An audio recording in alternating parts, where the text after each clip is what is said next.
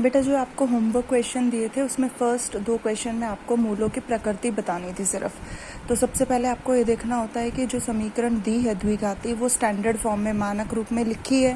पहले पावर 2 है, फिर x है और कोई भी x नहीं है।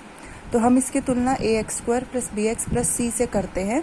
a वो होता है जो x² के साथ लिखा होता है, यानी इसके साथ कुछ नहीं है, मतलब यहाँ 1 है। साइन मैच हो रहे हैं तो यहाँ पर भी कुछ नहीं है, इसका मतलब b का मान 1 है और c भी 1 है। अब हम d निकालेंगे जो कि होता है b² - 4ac। यहाँ आप रूट नहीं लगाओगे, ठीक है। तो वैल्यू पुट कर दी हमने, हल कर देखा तो d आया -3 जो कि 0 से छोटा है, तो इसलिए इसके कोई वास्तविक मूल नहीं होंगे। सेकंड पार्ट के अंदर फिर से हमने तुलना की तो a की जगह लिखा है 3। अब b की जगह देखो, b वो है जो x के साथ लिखा है, यानी दोनों में से x छिपा लीजिए।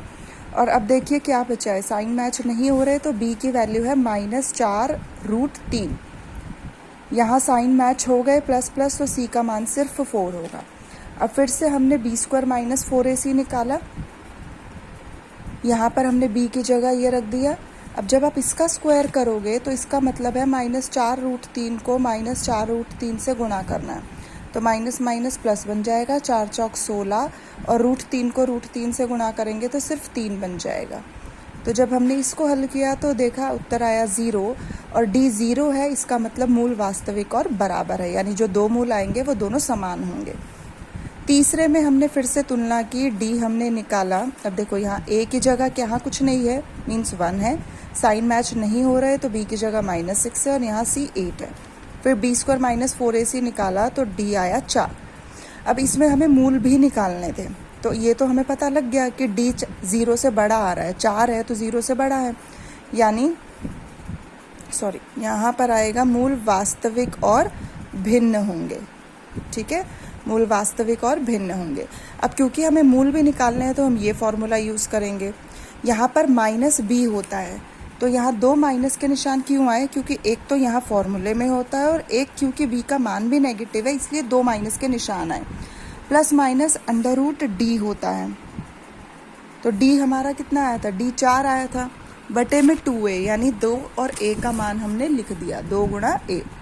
4 का वर्गमूल 2 होता है, तो 6 ± 2/2।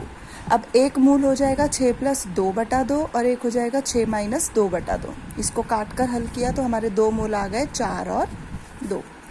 इसमें देखो a की जगह जब हम इसकी तुलना करेंगे ax² + bx + c = 0 से, तो यहाँ पर a की जगह क्या लिखा है, कुछ नहीं है, a की जगह लिखा है 4, b की जगह लिखा है 4, साइन मैच हो रहे हैं, और c की जगह लिखा है 1। अब आप d का सूत्र लगाओगे तो b² - 4ac। यहाँ हमने देखा कि d 0 आ गया। अब जैसे ही d 0 आया तो हमें पता है कि इसके मूल वास्तविक और बराबर होंगे, दोनों जो मूल आएंगे वो समान आएंगे। अब इस फॉर्मूले का यूज़ करना है क्योंकि हमें मूल भी निकालने हैं, तो -b + √d/2a, तो -b।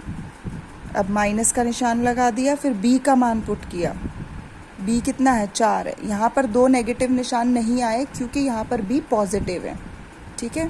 प्लस माइनस वर्गमूल 0 बटे में 2 गुणा a है आपका 4। अब 0 का वर्गमूल तो 0 ही आएगा, चाहे तो आप इसको ऐसे लिखना चाहते हो तो लिख सकते हो कि एक मूल हो जाएगा -4 + 0/8, एक मूल हो जाएगा -4 - 0/8। उससे कोई फ़र्क नहीं पड़ रहा, 0 चाहे जोड़ो चाहे घटाओ।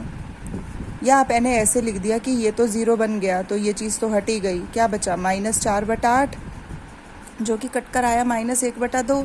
अब हमें पता है कि d 0 आया था तो मूल कैसे हैं, d वास्तविक और बराबर।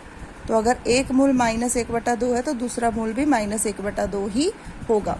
तो आपको ये मूलों की प्रकृति वाले क्वेश्चन और मूल निकालने वाले क्वेश्चन आने चाहिए। फिर से एक बारी कि अगर d 0 से बड़ा है तो आपके मूल वास्तविक और भिन्न है। अगर d 0 के बराबर आया है, ये जो d निकाला है हमने b² - 4ac, तो मूल वास्तविक और बराबर है।